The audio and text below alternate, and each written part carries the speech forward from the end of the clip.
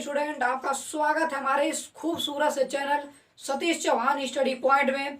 तो हम लोग आपको पता ही होगा कि कक्षा 9th मैथ प्रश्नावली 1.3 का हल करवा रहे हैं, उसका सलूशन करवा रहे हैं। अभी तक हमने प्रश्नावली 1.3 का अपने channel Satish Chauhan study point पर question number 1, question number 2, question number 3 और क्वेश्चन नंबर 4 करवा रखे हैं। जो बच्चे नहीं देखे हैं तो कर क्या रहे हो, जाओ हमारे चैनल पर Satish Chauhan study point channel पर, और वीडियो आपको बढ़िया बढ़िया क्वालिटी की मिल जाएंगी और बढ़िया से मैंने अच्छे से उनमें सभी प्रश्नों के सलूशन समझा रखे हैं। ठीक है, तो आज हम क्या करने वाले हैं, सवाल नंबर 5 यानी प्रश्न नंबर 5 जो कि अपने इस पर क्या करेंगे, उसका सलूशन हम आज करेंगे। ठीक है, तो चलिए स्टार्ट करते हैं। स्टार्ट करने से पहले यहाँ पर एक बात लिखी गई है, क्या कि हार्ड वर्क इज की टू सक्सेस, यानी कि कठिन परिश्रम ही सफलता की कुंजी है। आपका कोई भी फील्ड हो, कोई भी क्षेत्र हो सकता है, आपको अगर आपके अंदर मेहनत,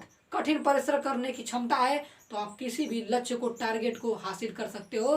अगर आपको डायमंड बनना है, आपको अपने फील्ड में आपको टॉपर बनना है, तो आपको करना होगा कठिन परिश्रम। तो चलिए इसी मोटिवेशन के साथ आज स्टार्ट करते हैं सवाल नंबर 5 का सलूशन। ठीक है, तो क्वेश्चन नंबर क्या कर रहा है, देखिए ध्यान से। कर रहा है 1/17 के दशमलव प्रसार में अंकों के पुनरावृत्ति खंड में अंकों की अधिकतम संख्या क्या हो सकती है। अपने उत्तर की जांच करने के लिए विभाजन क्रिया का उपयोग कीजिए।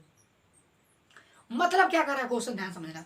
कह रहा है कि 1/17 जो कि 1/17 है, इसका मतलब यह है कि 17 से 1 में भाग देना है भैया, 17 से 1 में भाग देना है। और भाग देने के बाद आपको बताना है कि भाग दशमलव के बाद कितने अंक तक जाएगी कि फिर वह संख्या दोहराएगी। आप अभी पढ़ेंगे नहीं। अशांत आवर्ती किसे कहते हैं, अशांत आवर्ती उसे कहते हैं कि दशमलव के बाद भाग कटे नहीं लेकिन दोहराए। तो हो सकता है कि एक बार भाग जाने के बाद एक नंबर दोहराने लगे, हो सकता है 3 अंकों तक जाने के बाद 3 अंक दोहराए, 4 अंक जाने के बाद भाग 4 अंकों के बाद दोहराने लगे। तो वही पूछ रहा है कि अगर 17 से 1 में भाग दोगे, 17 से 1 में भाग दोगे तो अधिकतम कितनी बार भाग जाएगी, अधिकतम कितनी बार भाग जाएगी, और जाने के बाद वह अंक दोहराएगा। हो सकता है 2 अंक जाने के बाद दोहराने लगे, हो सकता है 3 अंक जाने के बाद दोहराने लगे, हो सकता है 5 अंक जाने के बाद दोहराने लगे। तो यह पूछ रहा है कि अधिकतम कितने अंक तक जाएगी और वह जाने के बाद दोहराने लगेगी। समझ में आया कि नहीं। तो चलिए करते हैं इसको। मैं आपको एक एग्जाम्पल समझाता हूँ। जैसे हमारे पास है सवाल 1/11, इसमें चेक करते हैं कि यह कितने अधिकतम अंकों के बाद जाने के बाद भाग दोहराने लग रही है। तो चलिए भाग दे के देखते हैं। 1 में 11 से दशमलव लगेगा, 0 आ जाएगा, भाग नहीं जाएगी, एक 0 बढ़ाएंगे, यहाँ पर भी क्या आ जाएगा, एक 0। कब आ जाएगी, 11 9 99, एक आएगा, भाग नहीं जाएगी, 0 बढ़ा लेंगे, फिर नहीं जा रही है तो यहाँ पर एक 0 और बढ़ा लेंगे, यहाँ पर एक 0 और आ जाएगा। अब 11 9 99। अगर आप ध्यान से देखो तो 0 9 2 अंक जाने के बाद भाग क्या होने लग रही है, दोहराने लग रही है।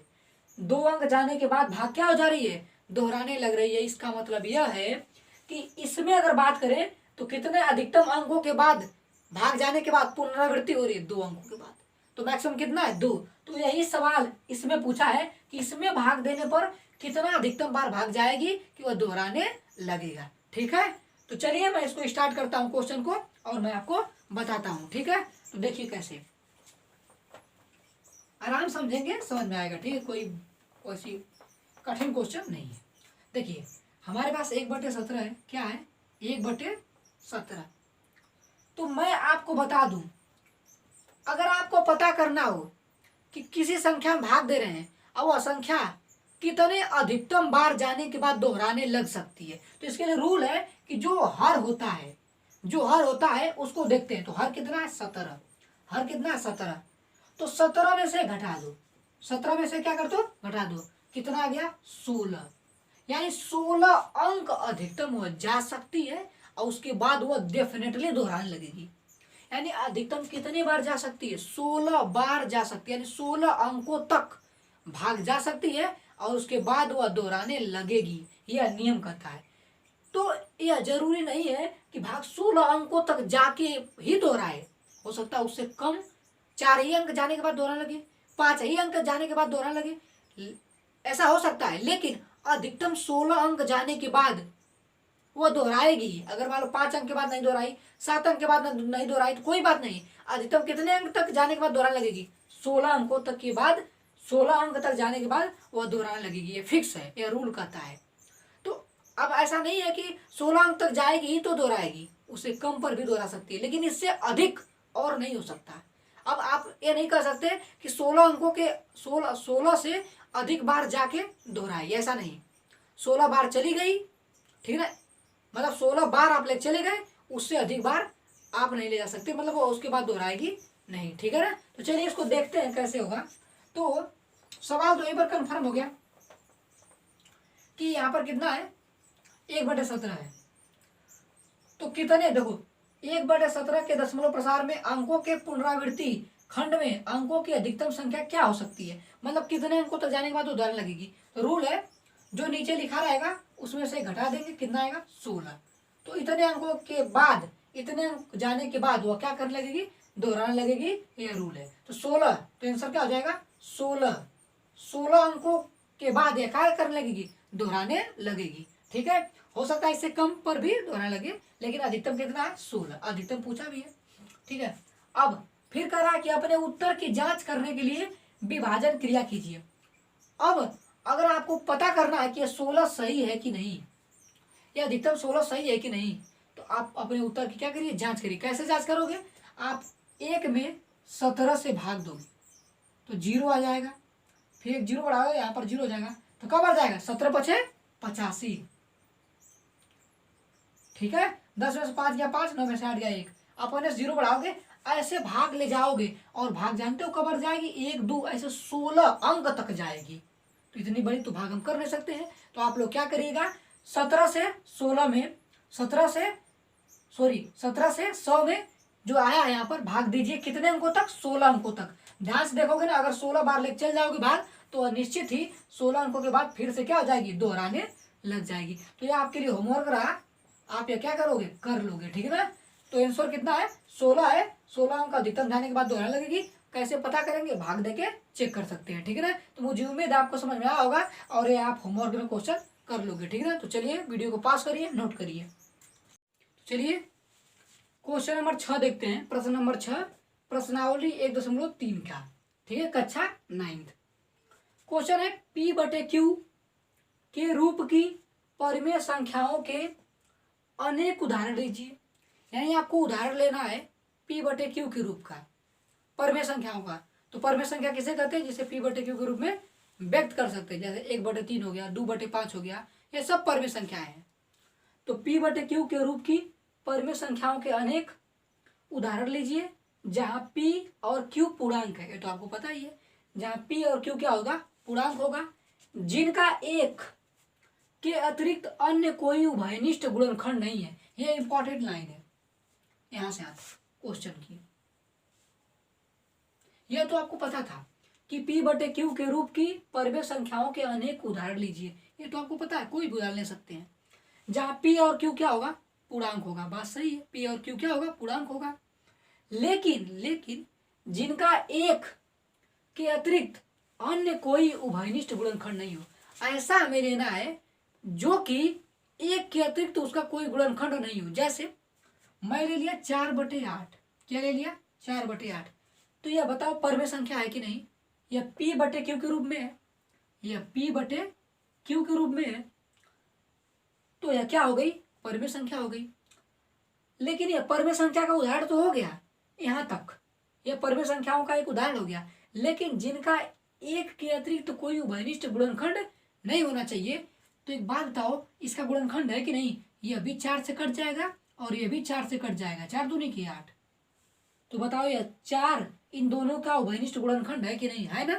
तो यह संख्या आप नहीं ले सकते हो। आप ऐसी संख्या लोगे जिसका कोई भी उभयनिष्ठ गुणनखंड नहीं होना चाहिए। जैसे मैं ले लूं 1/5। एक बात बताओ, क्या है, दोनों संख्या किसी एक नंबर से कट जाएगी, नहीं न कटेगी, तो यह ले सकते हो। एक बात बताओ, क्या यह परिमेय संख्या है, बिल्कुल है। तो यह परिमेय संख्या भी है, जो जहाँ की यह P और Q के रूप की भी है, और इसका कोई उभयनिष्ठ गुणनखंड भी नहीं है, ठीक। सवाल यहाँ तक समझ में आया आपको? और जिसका शांत दशमलव प्रसार है, और ये भी कंडीशन है कि उसका दशमलव प्रसार कैसा होना चाहिए? शांत, यानी वो दोहरानी नहीं चाहिए।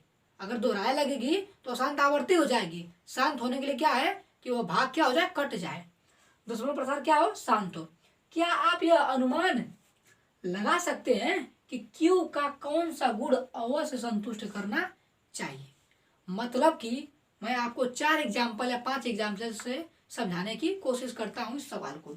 ठीक है, देखिए कैसे। ये सवाल बहुत बड़ा है लेकिन कुछ कठिन नहीं है।